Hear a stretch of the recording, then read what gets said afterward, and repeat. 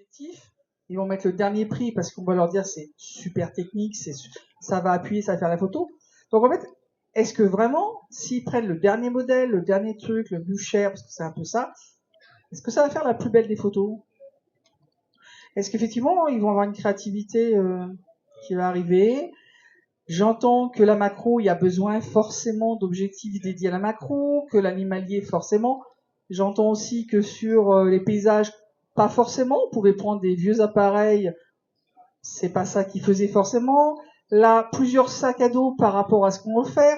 Hey, ils sont pas tous, on va dire pas d'accord. Ils ont chacun leur terrain. Mais maintenant, je veux dire, je leur donne un appareil ancien, allez, 10 ans, pas très très très ancien, mais 10 ans, ça fait beaucoup. Hein. Est-ce que votre créativité, elle va être diminuée? Alors, tu mettras peut-être plus de temps, hein, mais qu'est-ce qui fait que votre créativité? Ça va être l'appareil ou pas? Alors moi, personnellement, je me souviens, j'avais acheté un Nikon D700, je ne sais pas si certains d'entre vous connaissent, dans les années 2007. Bon, j'aurais pu acheter un Canon EOS 5D, c'est pareil. Hein. Et en fait, je pense que, parce que moi, en fait, les photos que j'ai montrées aujourd'hui, je les ai fait avec ces appareils-là. Et donc, je pourrais faire exactement les photos dont je suis fier aujourd'hui, en tout cas. Donc, non, effectivement.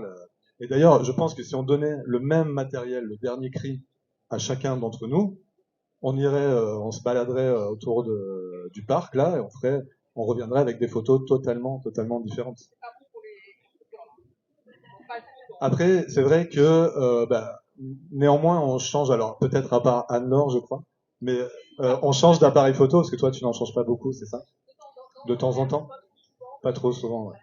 Moi, je change d'appareil photo régulièrement parce que celui que j'avais avant, il s'use.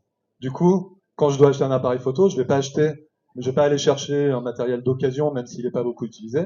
Je préfère aller acheter. Je me fais un peu plaisir aussi. Ça fait partie aussi des choses qu'on aime bien dans la vie, mais enfin, pas tout le monde, hein, mais moi j'aime bien profiter des dernières technologies. Ce que je trouve aussi, c'est que plus on a de possibilités, et finalement c'est le cas aujourd'hui, dans la dynamique, dans la sensibilité, dans les performances, plus finalement on se retrouve avec trop de choix presque. Et moi j'ai tendance à me contraindre, et c'est un grand débat aussi, la contrainte en photographie, pour être encore plus créatif. Voilà, je vous laisse rebondir là-dessus. Voilà. Ah, c'est pas facile. C'est pas facile. Non, mais je vais prendre en fait un contre-exemple, puisqu'il y a 15 jours, j'étais en Islande en fait avec un groupe, et j'avais à côté de moi une autre photographe qui est partie, qui est une pro également, qui est une pro également, qui est plus dans le domaine de la mode pour le coup, et elle était avec un 5D Mark IV, ce qui m'a rappelé des bons souvenirs. Puisque moi je suis passé par là, je suis passé par le 6D, le 5D Mark III, le 5D Mark IV, donc effectivement j'ai suivi, parce qu'à l'époque j'avais la possibilité de suivre l'évolution matérielle, pour trouver mon style en pensant que l'appareil justement allait me permettre d'aller passer à un certain niveau, donc j'ai acheté des objectifs hyper chers, que j'ai revendus après d'ailleurs parce que je savais pas m'en servir, enfin bon bref. Tout ça pour dire que une fois qu'on a trouvé son objectif qui correspondait en fait à ce qu'on a envie de faire, c'est pas la peine d'en changer tous les 6 mois parce que c'est pareil pour le boîtier. Une fois qu'on a trouvé tous ces réflexes, en fait, on se pose plus la question parce que de changer effectivement le boîtier, c'est pas neutre. Quand on passe de Canon à Sony, c'est pas neutre en termes de colorimétrie, en termes d'ergonomie, c'est juste compliqué. Et bon, bref, tout ça pour dire que par rapport à Anita qui était avec moi, elle n'a pas le même œil que moi. Je regardais son travail, je regardais mon travail. On a deux appareils complètement différents. Pour autant, la créativité, elle était là. Et ça, encore une fois, je pense que j'aurais passé mon appareil photo et on aurait inversé, ça aurait rien changé du tout, en fait. La seule chose pour laquelle, effectivement, on doit quand même pas cracher dans la soupe, c'est quand on parle de montée en ISO par rapport à ce que c'était, c'est vrai que ça change quand même 2-3 choses. Quand on fait des photos de nuit, ça change 2-3 choses. Quand on va shooter les aurores boréales pour faire des mises au point dans la nuit, ça change quand même un petit peu. Donc, je mesure quand même un petit peu mes propos par rapport à ma première intervention, c'est-à-dire que oui, en journée, au lever du soleil, ça change pas grand-chose. La filtration non plus change pas grand-chose. Les filtres d'il y a 10 ans par rapport à aujourd'hui, moi je trouve qu'ils n'ont pas fait non plus d'énormes progrès par rapport à ça. Ouais, je salue mes amis Misi au passage, mais le fait est, c'est que j'ai toujours les mêmes chiffres et ça me permet de faire des choses simplement différentes, mais ça change pas ma façon de travailler. Par contre, encore une fois, il y a quand même des atouts dedans quand on fait du focus stacking, pour ceux qui aiment faire ça sur la partie paysage. Avant, on faisait ça à la mano, on prenait des photos. Aujourd'hui, on appuie sur un bouton et on a 60 photos d'un coup. Donc c'est vrai que d'un point de vue rapidité, soyons honnêtes, ça améliore des choses. Mais c'est que de la technique, c'est pas de la créativité. Donc c'est encore une fois, c'est quelque chose qu'il faut différencier. Oui, c'est vrai, je tout à fait raison de dire que les nouveaux matériels peut-être peuvent des fois faciliter un peu la démarche. Donc il y a quelque chose qui peut être des fois plus facile à mettre en œuvre ou techniquement moins contraignant, mais ça ne veut pas forcément dire effectivement pour autant que ça développe la créativité. Ça peut être parfois, ça rend peut-être parfois juste plus facile le fait d'appliquer une idée créative, de la mettre en œuvre à un moment donné. Par rapport à la question que tu posais, est-ce que si on offrait à tout le monde, on serait quand même content, mais l'appareil le plus cher qu'on aurait pu trouver, est-ce que c'est le meilleur matériel? Est-ce que ça développerait ou diluerait notre créativité? Eh bien, merci à la Fédé de proposer cette expérience. Alors, malheureusement, le meilleur, alors déjà, est-ce que l'appareil le plus cher est le meilleur? Ben, déjà, il y aurait débat, n'est-ce pas? Et ensuite, le meilleur appareil, en fait, est-ce le meilleur appareil? Alors, faut que ça arrête de couper. Est-ce le micro ne m'aime pas? Est-ce le meilleur appareil photo dans toutes les situations et pour toutes les personnes et pour tous les photographes? C'est surtout ça la question qu'il faut se poser, parce que par exemple, si votre truc c'est de photographier plutôt dans un peu plus, c'est la prise en main. Je progresse en prise en main de micro. Si votre truc c'est de photographier dans le métro, un peu street, un peu etc., bah, c'est vrai que le fait d'avoir un super gros réflexe à 10 000 euros avec un zoom très impressionnant, etc., c'est pas ça qui va vous aider à vous fondre dans la masse et avoir autre chose que des regards inquisiteurs et un peu réprobateurs. C'est pas forcément le matériel le plus adapté dans ce contexte. Et aussi de la même manière, bah, voilà, en fonction des sujets qu'on veut photographier, en fonction de la personnalité du photographe, je pense qu'on a envie d'avoir tel ou tel type de matériel. Moi, si j'ai ce petit Fuji, voilà, c'est peut-être pas le meilleur matériel du marché, mais c'est le matériel qui me plaît et qui me convient parce qu'il est petit, parce qu'il est léger. Il y a cette phrase très célèbre qui dit le meilleur appareil photo, c'est celui que l'on a sur soi. C'est valable aussi maintenant avec les smartphones qui font pas toujours la meilleure photo, mais voilà, on est quand même bien content parfois de l'avoir dans notre sac quand on n'a pas sorti l'appareil photo. Donc tout ça, c'est des choses qui sont intéressantes à mettre en perspective et de se dire quel est le meilleur matériel pour moi. Parce qu'après, si c'est pas le meilleur, si c'est un super bon matériel, mais que c'est pas le meilleur matériel pour vous, je pense que c'est là qu'il y a un risque qu'il dilue votre créativité, parce que on arrive avec une sorte d'usine à gaz qui va peut-être avoir trop de boutons, trop de fonctions que vous ne comprenez pas bien, qui ne vont pas vous servir dans votre démarche. Et du coup, c'est là qu'on peut perdre un petit peu le fil de ses idées, de sa démarche photographique, de sa créativité. Et là, c'est à partir de ce moment-là que le matériel peut nous desservir. Donc c'est vrai que c'est important de choisir le matériel en fonction de ce qu'on veut faire et pas de vouloir avoir peut-être plus que ce dont on a besoin. Je veux juste rajouter une petite chose, une anecdote personnelle. Quand j'étais sur mon ancien réflexe, donc le 5D Mark IV, je trouvais effectivement que le boîtier était lourd et que les objectifs étaient lourds. Donc je me suis dit, je vais passer sur un petit Fuji, parce que c'est effectivement tout fin, je peux l'avoir avec moi. Et en fait, je me suis retrouvé avec l'appareil dans les mains et avec une grosse paluche. J'arrivais pas à toucher les boutons, j'étais complètement paumé. Et du coup, j'ai essayé tout ce que j'ai pu. Et ça marchait pas parce que d'un point de vue ergonomie, ça c'est important, c'est un point dont on parle pas forcément souvent et tu viens de le sous-entendre, c'est pour ça que je voulais rebondir. La notion d'ergonomie est super importante, c'est-à-dire que si vous n'êtes pas à l'aise avec votre matériel, laissez tomber, c'est pas, c'est vraiment pas le bon. Il faut que vous soyez hyper à l'aise et que vous le connaissiez vraiment sur le bout des doigts. C'est vrai que quand on fait des sorties nocturnes, il n'y a rien de mieux en fait que de savoir, enfin voilà, on va pas rentrer dans les menus toutes les 2 secondes, il faut vraiment que ce soit instantané. Donc le meilleur matériel, c'est vraiment celui que vous avez et celui confortable avec. Oui, et comme tu disais juste avant, le matériel avec lequel on est à l'aise et avec lequel peut-être on a pratiqué déjà depuis quelques mois et qui fait qu'après il y a un côté instinctif qui aide aussi, comme tu disais tout à l'heure. Francesco. Denis, je pense que vous avez mentionné le D700. Moi, j'utilise encore le D800. Donc, en fait, pour trouver une photo pour mes clientes, j'utilise encore ça. C'est pour ça que j'ai ces 2 sacs à dos très, très fameux maintenant. Donc voilà. Mais par contre, quand j'ai commencé à faire des projets personnels à Fontainebleau, c'est là en fait que j'ai acheté un nouveau appareil photo et j'ai acheté donc un Canon R5, pas vraiment pour le Canon, le boîtier lui-même, mais parce que Canon avait un objectif 100-500 qui était très léger et qui était très bon au niveau de piquer tout ça en fait. Donc c'est juste pour ça. Nikon malheureusement n'avait pas à ce moment-là, maintenant je sais pas honnêtement, s'il y a un 100-500, il y avait un 100-400. Moi je sais que je voulais un 100-500 et donc voilà, c'est là en fait et j'ai changé d'appareil photo, mais par contre, moi, je change pas d'appareil photo suivant. Par contre, j'ai changé 4 fois de trépied. Donc, en fait, il y a du matériel photo. Oui, parce que les autres. En fait, j'ai un trépied pour le kit avec le Nikon D800 et les 3 objectifs, et qui est un trépied normal, il arrive à cette taille-là.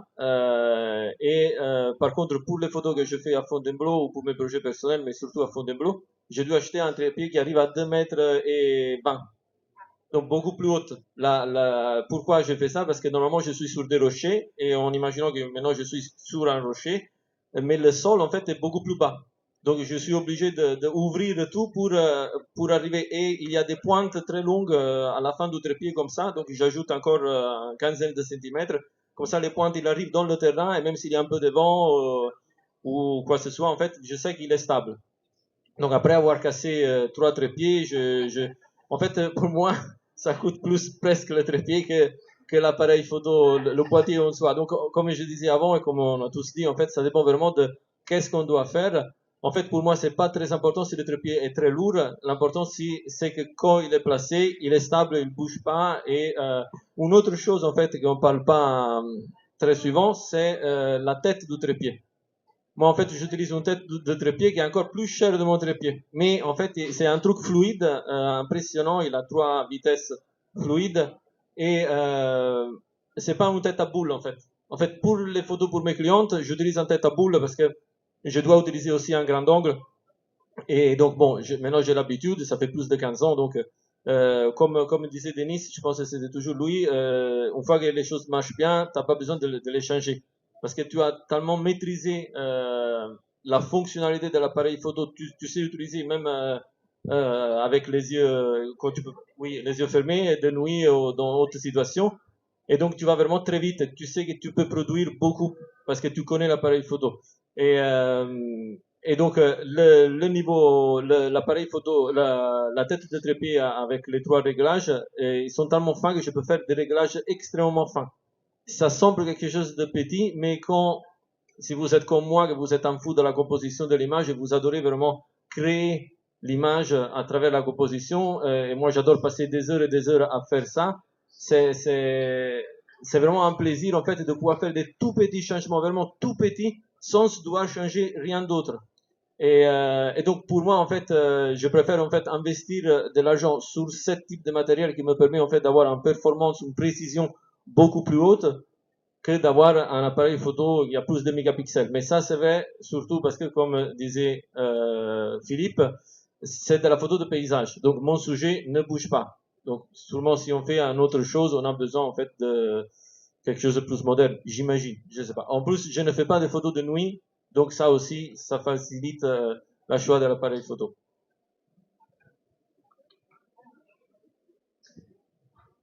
Avec toutes ces informations, vous avez vu qui se recoupent. Vous avez forcément trouvé votre information qui vous est propre. Est-ce que vous auriez une question dans le thème, hors thème, quelque chose qui puisse vous éclairer dans votre choix, dans votre façon de travailler, dans votre créativité? Est-ce que vous auriez une question? Ne levez pas tous la main en même temps, parce que j'aurai qu'un micro. Merci. Pour vos photos personnelles, pour vos voyages, qu'est-ce que vous utilisez comme matériel? Je savais que le matériel allait venir. Hein. C'est quand même un salon du matériel. Bon, on veut bien essayer de parler de créativité et tout, mais ça revient sur le matériel. Vous pouvez pas y échapper. Donc, tu t'y passes. On va faire dans l'ordre.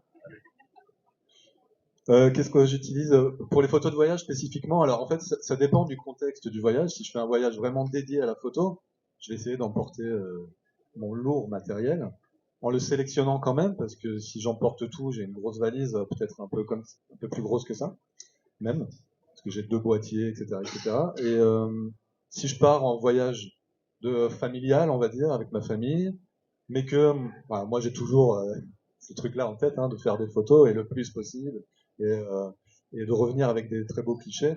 En fait, je vais prendre souvent un zoom transstandard. Moi, j'ai un 28-75 qui est bien. Après, je prends mon boîtier, hein, évidemment. J'ai un boîtier plein format. Et je crois que c'est à peu près tout. En fait, j'essaie de pas trop m'encombrer d'un téléobjectif, même si parfois ça pourrait être intéressant. Des fois, je prends mon objectif macro parce que j'ai envie de faire de la macro, mais c'est vraiment si je pars en Europe, quoi. En Europe, si je pars, enfin voilà, peut-être sans avion. Donc, parfois, je pars en bateau, donc on a peut-être plus de loisirs d'emporter un peu plus de matériel. Et des fois aussi, j'ai acheté un petit compact à focale fixe, 35 mm. Des fois, je prends que ça. Et en fait, je me dis, est-ce que ça va suffire? Bah, ça suffit toujours, en fait, hein. On fait des photos avec un appareil photo, quoi. Donc avec un smartphone. Moi, j'aime bien l'objet appareil photo parce que je suis photographe et j'aime bien toucher tous les réglages, moduler, etc. Mais au final, presque les photos de voyage que je fais, je pourrais presque les faire avec un smartphone en vrai. Mais je dois dire que je préfère l'expérience de l'appareil photo. Et ça, c'est important. Je pense que mon cas est un peu particulier puisque moi je retourne souvent sur les mêmes terres de par mes voyages. Donc je pars en Islande, je pars en Dolomites, je pars en Madère, je pars en Italie. Et du coup, en fait, le terrain, je le connais plutôt pas trop mal. Ce qui fait qu'il y a 10 ans, je partais avec 36 objectifs. J'exagère un peu. Aujourd'hui, j'en pars avec 2. Quand je suis courageux, je me dis, allez, prends un troisième parce que le télé, c'est vrai que malgré tout, ça a une utilité, c'est quand même pas mal. Et après, je dirais qu'il y a une logique un petit peu différente. C'est que lorsqu'on retourne sur un lieu et qu'on a déjà, pense-t-on, fait toutes les compositions possibles et imaginables avec le même objectif, j'aime bien justement me challenger un petit peu en disant, bah, t'es habitué, alors pour redonner un petit ratio, je fais à peu près 45% de mes photos avec le 16-35, 45% avec le 35-150. C'est un transstandard que j'aime beaucoup parce qu'il a une palette qui est effectivement relativement large. Donc si je dois en prendre qu'un aujourd'hui, je pense que c'est celui-ci. Et après, j'ai à peu près 10% sur la partie zoom. Mais pour revenir effectivement à la partie challenge, j'aime bien en fait quand je suis habitué à aller sur un site en disant bah, ça c'est forcément un 16-35 qu'il me faut, partir justement à l'opposé, soit avec le 100-400, soit avec le 35-150 de façon à me forcer à trouver des compositions différentes. Donc en fait, la question de savoir quel est effectivement le meilleur objectif, je serais tenté de dire qu'il n'y en a pas forcément. Ça dépend effectivement de ce que vous aimez, ce que vous avez envie de mettre en valeur et le moment à laquelle vous êtes, le moment où vous ressentez cette émotion de dire c'est ça que je veux prendre. Donc généralement, je suis avec 2 objectifs, donc qui courent effectivement de 16 jusqu'au 150. Et après, je triche un petit peu. Maintenant, j'ai pris un drone parce que je suis finant et ça coûte moins cher. C'est beaucoup moins lourd à porter. Donc quand j'ai des choses et je suis très très très loin à aller chercher, je préfère lancer mon drone. Parce que c'est une question de poids en fait. Quand vous portez pendant 10 jours, 15 jours, avec tous les jours 10-15 km de rando et 15 kg, 20 kg sur le dos, et à un moment donné, on va effectivement essayer de trouver la facilité, la simplicité. Donc, ouais, 2 objectifs, grosso modo, c'est ce que j'utilise. C'est vrai que moi, depuis une quinzaine d'années, j'aime beaucoup utiliser les hybrides. Bon, j'ai eu aussi un réflexe expert Ricoh il y a quelques années. Sinon, je trouve que les hybrides, c'est vraiment je sais pas, le beurre et l'argent du beurre de l'appareil photo. C'est un peu les possibilités et l'ergonomie d'un réflexe, la taille de capteur, etc. Avec une légèreté, un volume qui est vraiment agréable et qui, pour moi, permet de garder le plaisir de la photographie. Et puis le côté objectif interchangeable, c'est vraiment agréable aussi pour pouvoir choisir, notamment travailler avec des grandes ouvertures. Et puis aussi, c'est vrai que ça donne cette démarche dans laquelle on cherche le point de vue, etc. Donc actuellement, je suis en Fuji. J'aime bien aussi les simulations de films qu'il y a dessus et qui donne des rendus couleurs, des choses qui sont vraiment assez sympas dès la prise de vue et qui, je retouche toujours mes images, mais c'est vrai c'est sympa pour moi d'avoir un rendu agréable dès la prise de vue et pas forcément avoir des RAW un petit peu fadas à regarder quand je rentre le soir de vacances ou quelque chose comme ça. Et donc voilà, j'ai un petit appareil photo avec là j'ai 3 objectifs avec celui-là, donc un grand angle, cette focale intermédiaire et puis un objectif une un peu plus longue focale. Généralement, je vais rarement au-delà de 75-80 mm parce que c'est vrai que si on veut rester léger, forcément il y a quand même un compromis à trouver et les objectifs qui vont me proposer des plus longues focales risquent sans doute d'être un peu trop lourds et un peu trop encombrants pour mon goût et mon matériel. Et je trouve que voilà, même à partir de 75-80 mm et pas plus, on fait déjà des beaux portraits, approche un petit peu, etc. Et ce qu'on peut dire aussi par rapport à Philippe qui est passé donc de 36 objectifs, si j'ai bien suivi, à 3, même avec un peu d'exagération, c'est que, alors c'est sûr que quand on se déplace, c'est vrai qu'il faut que je tienne le micro en bas, j'avais encore oublié. Quand on part en vacances, voilà, on veut pas risquer de manquer de matériel, donc on va prendre toujours un petit peu plus que ce dont on aurait besoin. Mais en fait, après, on apprend aussi à utiliser le matériel qu'on a pris.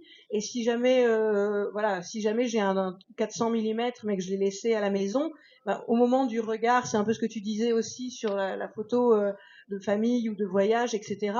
En fait, on sait quelle focale on a sur son appareil photo et le regard va s'adapter aussi au matériel qu'on a et va chercher des photos qui sont en quelque sorte compatibles, donc on va pas forcément ressentir un manque particulier. Mais enfin voilà, donc pour le matériel que j'utilise au quotidien et en déplacement.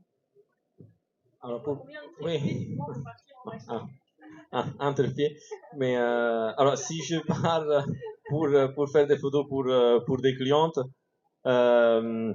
normalement, ce sont des voyages très longs de plusieurs mois, mais je prends donc un appareil photo entre pieds, le Nikon D800, encore une fois, très vieux. C'est l'appareil photo que j'ai acheté quand j'ai commencé à faire des photos pratiquement, donc c'est toujours lui, avec ces 3 objectifs, donc à 24 mm tilt shift, donc décentrement, basculant décentrement, c'est dit comme ça en français?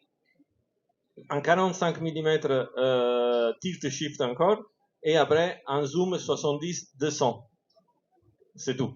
Alors le tilt shift fait énormément pour moi, malgré le fait que tout le monde pense et a lu sur des livres de photos que c'est juste pour la photographie d'architecture. Non, c'est pas vrai, c'est faux.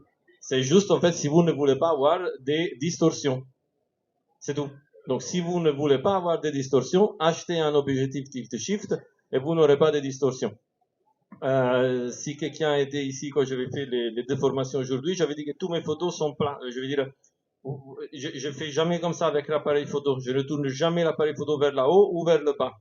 C'est pour ça, parce que j'utilise un tilt shift. Donc en fait, je me mets en perpendiculaire avec l'appareil photo et donc c'est là que retourne l'importance d'avoir un tête de trépied qui est très bon et un trépied qui est très bon parce qu'il doit être très stable. Et avec la tête de trépied, en fait, je mets le niveau à boule. J'ai un niveau à boule vers moi que je mets au centre, comme ça je sais que je suis parallèle au sol. Et après, en fait, je déplace l'objectif, oui, l'objectif et c'est tout.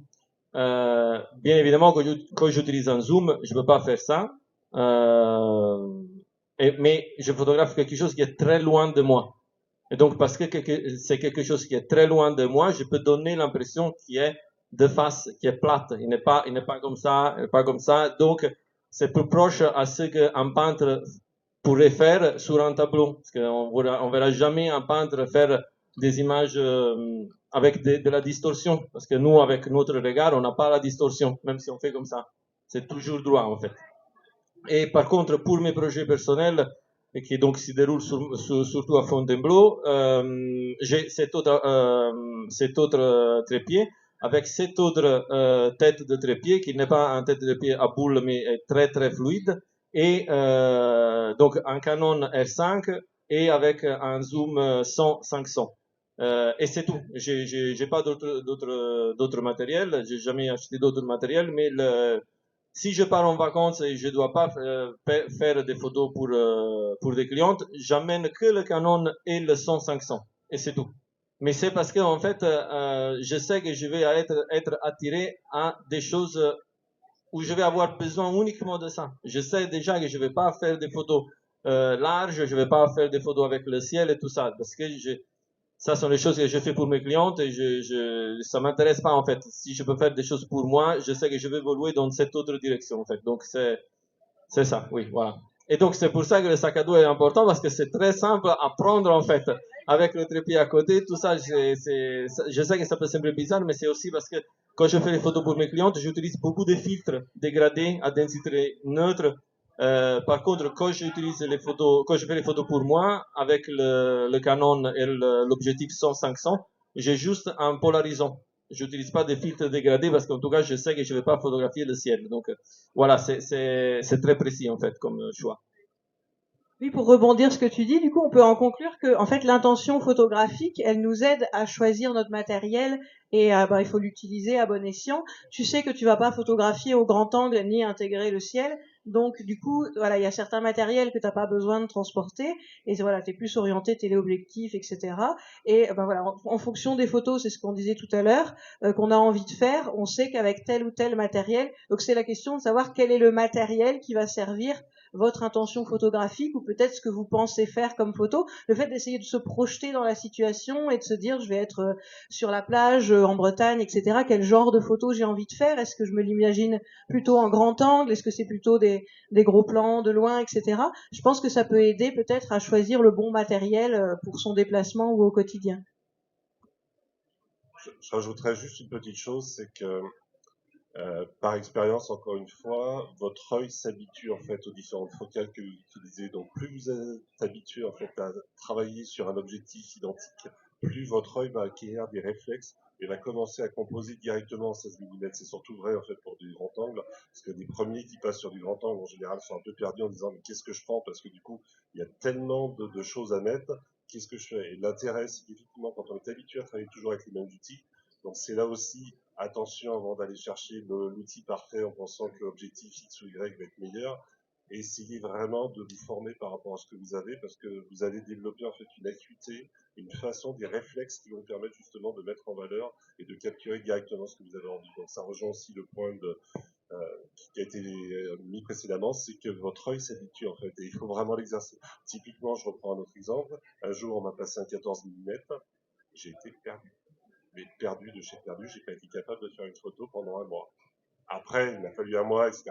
Mais voilà, ça veut dire que l'œil, effectivement, a besoin d'entraînement et qu'au fur et à mesure, ça vient. Est-ce qu'il y a une autre question? Oui, une question.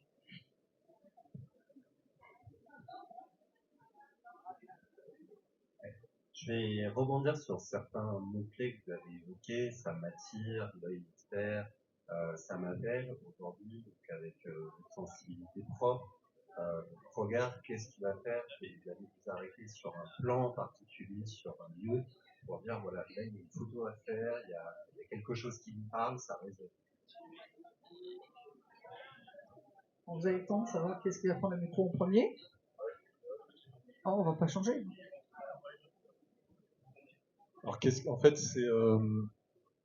c'est beaucoup de pratique finalement, pour mon cas en tout cas, beaucoup de pratique et beaucoup d'expérience, c'est-à-dire de faire des photos, sortir faire des photos, voir ce qui nous plaît, ce qui nous plaît pas, et en fait se confronter aux situations fait que quand on voit les résultats après coup, ben on voit ce qu'on a bien fait, ce qu'on a mal fait, en tout cas ce qui nous plaît et ce qui nous plaît pas.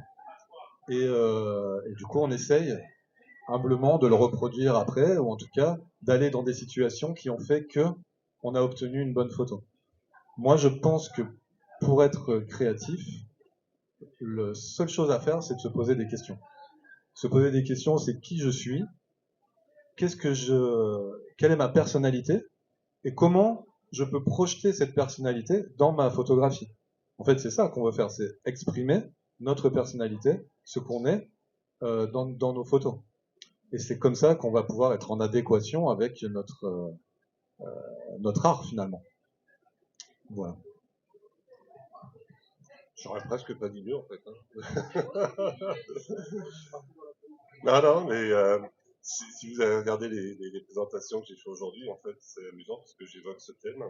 et je commence par une question en disant pourquoi je prends cette photo? Qu'est-ce qui fait que j'ai envie de la prendre? Avant même de dire bah, c'est beau, c'est pas beau, il y a forcément quelque chose, et moi le côté par lequel j'aborde le sujet, c'est bah, ça me crée l'émotion, c'est plutôt cette sensibilité-là en fait qui m'intéresse, et cette émotion, elle vient d'où?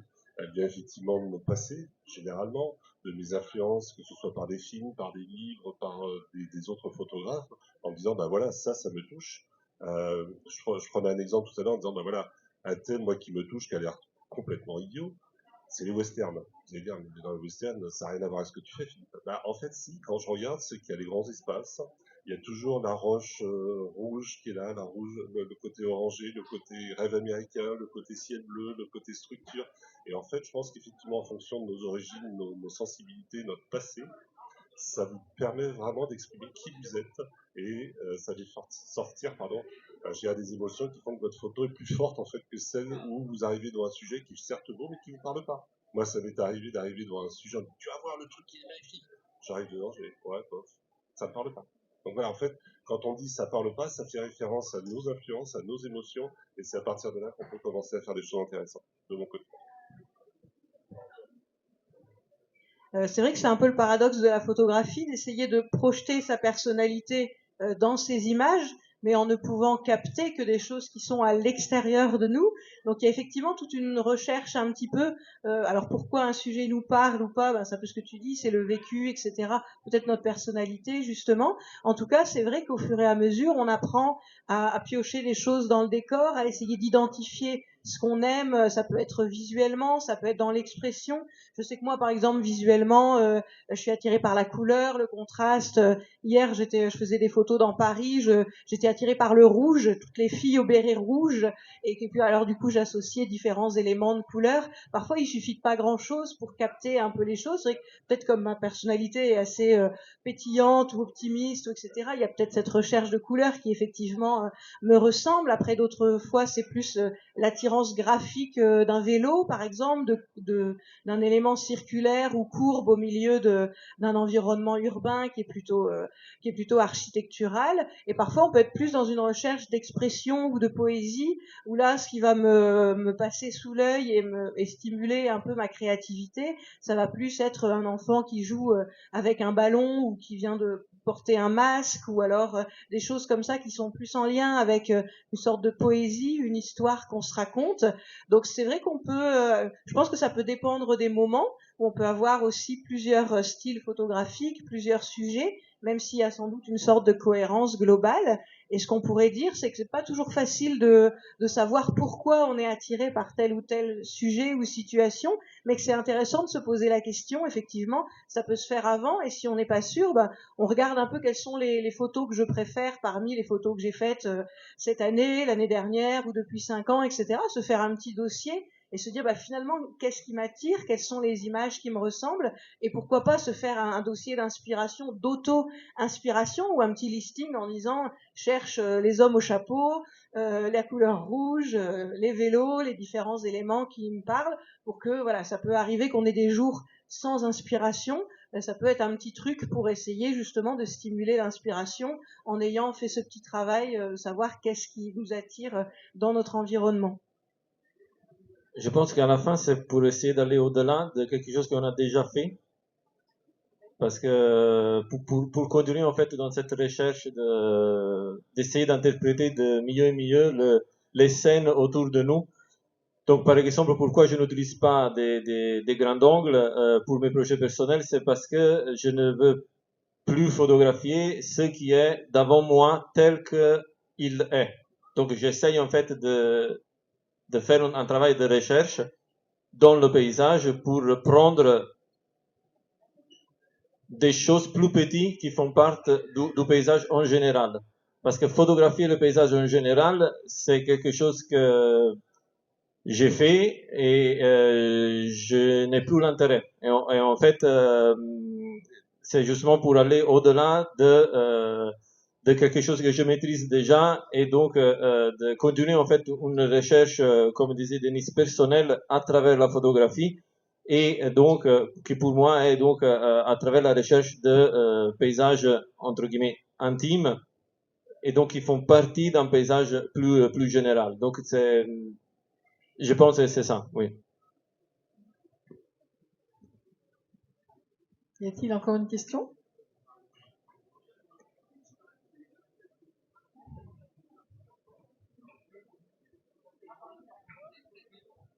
Vous diriez que la créativité, vous la trouvez plus en post-traitement ou à la prise de vue?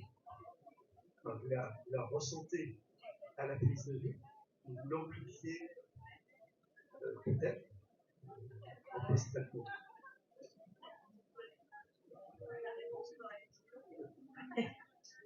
Ah, mais il faut bien.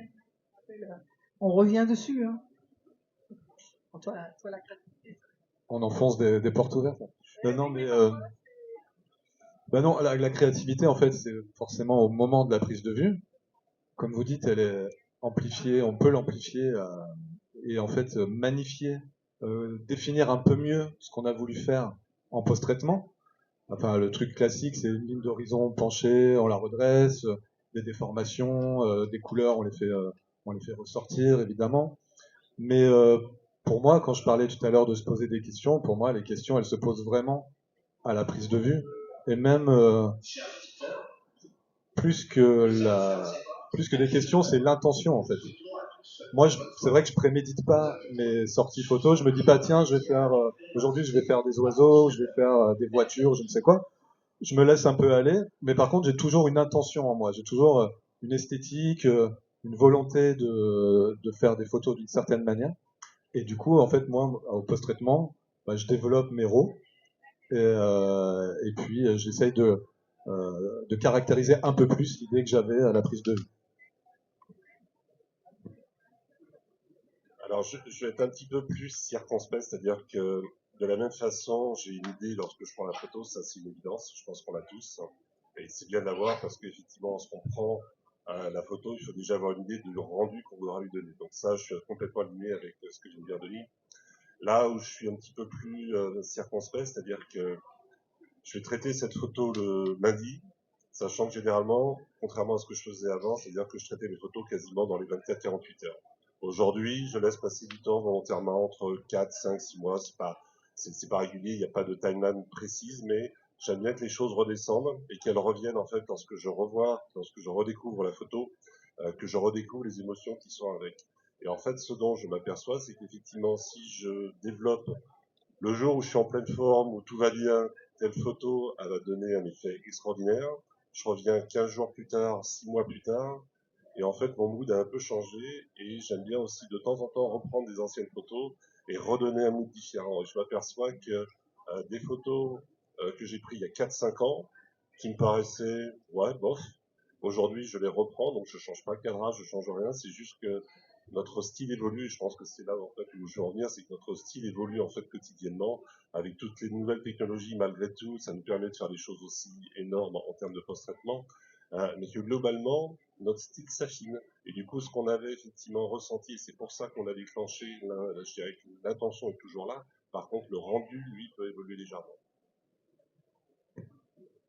Alors c'est vrai que moi, vraiment cette recherche de créativité à la prise de vue, c'est ce qui me porte en photographie. Donc pour moi, la question ne se pose pas. C'est le choix d'un point de vue, un reflet, une lumière. C'est justement ça un petit peu, je trouve, la quête de la prise de vue, de trouver soudainement une sorte d'interprétation qu'on veut faire à travers la créativité.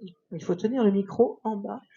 Et donc voilà, c'est ça qui permet de passer de ne pas faire une photo banale ou peut-être un paysage qu'on a pris de manière globale des milliers de fois, mais tout d'un coup d'avoir cette recherche créative et un petit peu cette sorte d'adrénaline ou de dopamine à la prise de vue quand tout d'un coup on trouve quelque chose qui correspond à une démarche créative à la prise de vue. Après, je trouve que vous avez un petit peu répondu à votre question en même temps que de la poser à la fin en disant est-ce que pas le post-traitement peut-il révéler et c'est vrai que ça c'est un peu le terme clé où il y a aussi des personnes qui mettent en œuvre plus de créativité en post-traitement, mais là on est un peu au-delà de la photographie quand on commence à faire des montages, etc., plus artificiels, mais on est un peu au-delà de cette pratique photographique qui consiste à saisir une vision qui existe dans la vraie vie et qu'après on veut voilà interpréter d'une certaine manière avec les paramètres de l'appareil.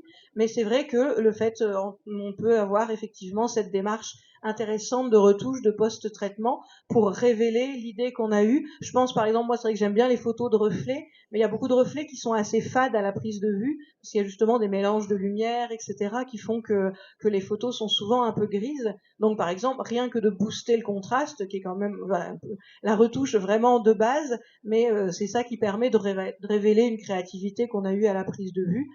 Et pour certaines personnes, ça peut être aussi peut-être tout d'un coup un boost de créativité que de se dire mais peut-être que si je contraste davantage mes images, c'est comme ça qu'elles vont enfin révéler la créativité que j'ai voulu dans laquelle j'ai voulu y glisser.